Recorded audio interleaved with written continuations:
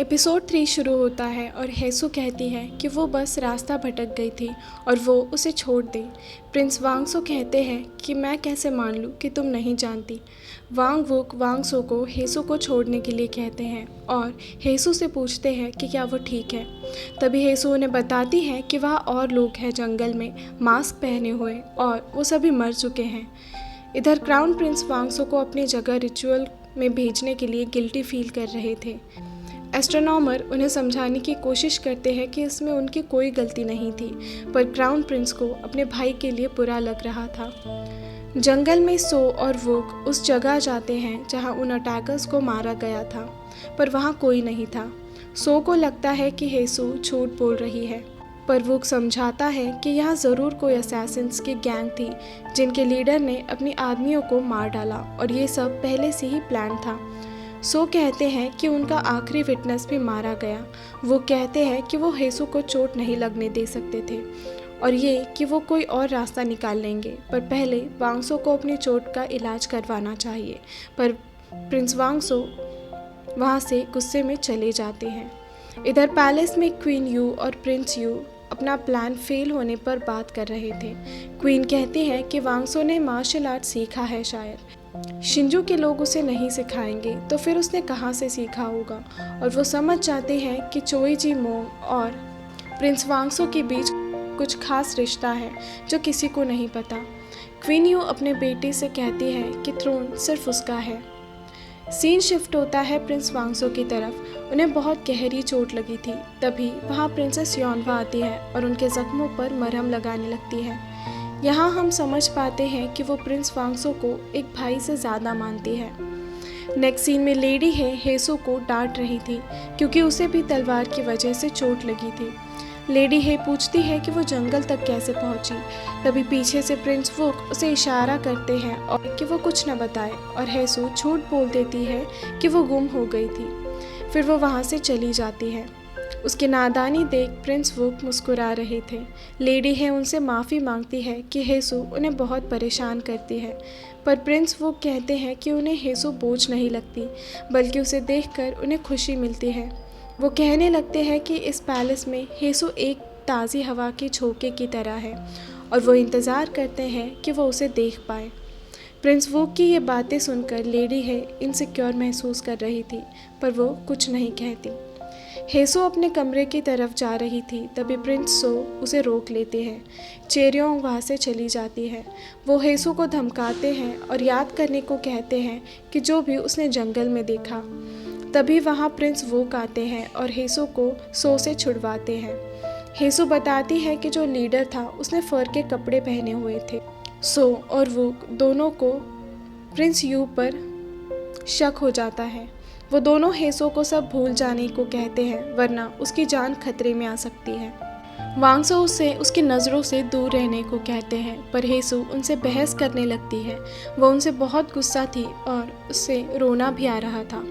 रात को प्रिंस वुक हेसु के कमरे में कैंडल्स जलाते हुए कहते हैं रोशनी उसे बुरे सपनों से बचाएगी। हेसु पूछती है कि उसकी वजह से उन्हें किसी की जान लेनी पड़ी तो क्या वो ठीक है, क्या उन्हें बुरे सपने नहीं आएंगे। प्रिंस वुक कहते हैं कि अगर हर बार उन्हें ऐसे सपने आते रहे तो कैसे चलेगा। हेसु के मुंह से निकल जाता है कि क्या फिर उन्होंने पहले भी किसी को मारा है। फिर वो उसे बताते हैं कि जब वो 11 साल के थे तब उन्होंने पहली बार किसी की जान ली थी। कोई आदमी उनकी माँ और बहन मतलब प्रिंसेस योनवा के कमरे में घुस आया था। तब उन्होंने उसे खंजर से उसे मारा था, पर उन्हें बुरा सपना नहीं आया क्योंकि उन्होंने अपने परिवार को बचाने के लिए वो सब किया। हेसु कहती है आपको ये सब अब भी याद है, मतलब आप कभी उसे भुला नहीं पाए, और कोई ऐसी याद के साथ कैसे कंफर्टेबल हो सकता है। प्रिंस वो कहते हैं मैं इस जिम्मेदारी के साथ पैदा हुआ था तो मुझे ये बोझ ढोना ही होगा। हेसु कहती है कि वो चिंता ना करे, वो कभी उन पर बोझ नहीं बनेगी। ये सुनकर दोनों मुस्कुरा देते हैं। बाहर जाने पर प्रिंस वो पीछे मुड़कर हेसु के बारे में ही सोचने लगते हैं। नेक्स्ट सीन में प्रिंस सो किंग से क्राउन प्रिंस पर हुए अटैक के बारे में इन्वेस्टिगेशन करने की परमिशन मांगते हैं और तब तक वो सोंगाक में ही रहने देने को कहते हैं। किंग उन्हें परमिशन दे देते हैं और शिंजू में मैसेज भिजवाते हैं कि प्रिंस सो उनका एक काम करके लौटेंगे। पैलेस में सारे प्रिंसेस बातें कर रहे थे। तब प्रिंस उन कहते हैं कि शायद फोर्थ प्रिंस ने मार्शल आर्ट सीखा है, पर प्रिंस यू बोलते हैं कि वो बस जंगली जानवरों का शिकार करने से ये सब सीखे हैं। तब प्रिंस वोक यू से पूछते हैं कि वो भी कल रात उन अटैकर्स को पकड़ने गए थे, तो फिर उन्हें कोई मिला क्या। प्रिंस यू बात टालने के लिए कहते हैं कि वो रास्ता भटक गए थे, वरना वो किसी को नहीं छोड़ते। पर वोक को यू पर शक हो चुका था। तभी वहाँ किंग आते हैं और प्रिंस उनके चेहरे का वो दाग देखकर उसके बारे में पूछते हैं। प्रिंस उन कहते हैं कि वो फाइट की वजह से हुआ है। किंग गुस्से से पूछते हैं कि कौन है जिसने रॉयल प्रिंस पर हाथ उठाने की ज़रूरत की है।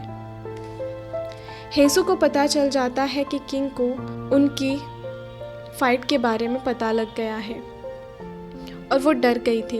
प्रिंस उन उसके पास आकर बताते हैं कि उन्होंने किंग से माफ़ी मांगी है और किंग ने हेसू को माफ़ कर दिया है। दरअसल प्रिंस उन हेसो को पसंद करने लगे थे और हेसो को भी ये एहसास हो जाता है। वो कहते हैं कि वो उससे मिलने आते रहेंगे। हेसो भी मना नहीं कर पाती। आखिर उन्होंने उसे सज़ा से जो बचाया था।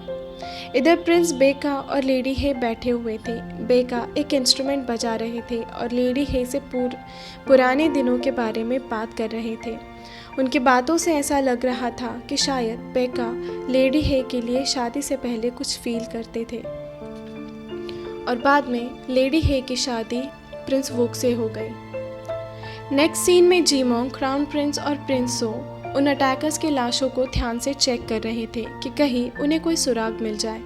उन्हें पता चलता है कि सारी ही लाशों की टंग गायब थी। जीमोंग बताते हैं कि ये फॉलन मॉन्क्स हो सकते हैं। उन्हें ऐसी पनिशमेंट देकर उनके ग्रुप से निकाल दिया जाता है और शायद उन्हें किसी ने पैलेस में एंट्री दी हो इस काम के लिए। प्रिंस सो को अपनी माँ और भाई पर शक हो जाता है। वो रास्ते में प्रिंस यू को पकड़ लेते हैं और उनसे पूछते हैं कि क्या क्राउन प्रिंस पे हुए हमले के बारे में उसे कुछ पता है और क्या इसके पीछे माँ और वो है। प्रिंस यू झूठ बोलते हैं और कहते हैं कि प्रिंस सो ऐसा कैसे सोच सकते हैं, वो भी अपनी माँ के बारे में। इधर प्रिंस वो गरीबों में कपड़े और खाना बांटने वाले थे, तो हेसो लेडी हे से कहती है कि वो भी उनके साथ जाए और वो लेडी हे का मेकअप करने लगती है। बातों बातों में वो अपने साथ हुए धोखे के बारे में उन्हें बताती है, ये कहकर कि उसे ये सपना आया था कि वो अपनी दोस्त का मेकअप करती है, लेकिन बाद में उसे पता चलता है कि उसकी दोस्त मेकअप करके उसी के बॉयफ्रेंड से मिलने जा रही थी। लेडी हे उसे सपने को भूल जाने को कहती है। गरीबों में कपड़े बांटने के बाद हेसो प्रिंस वोक के साथ लेडी हे की दवाई लेने जाती है। वहाँ प्रिंस उसके ज़ख्म पर भी दवाई लगाते हैं। वो दोनों इतने करीब आ जाते हैं कि हेसो अनकंफर्टेबल फील करती है। रात को लेडी हे को सुलाते समय दोनों के हाथ एक दूसरे से टकरा जाते हैं और हेसो तुरंत ही वहाँ से भाग जाती है।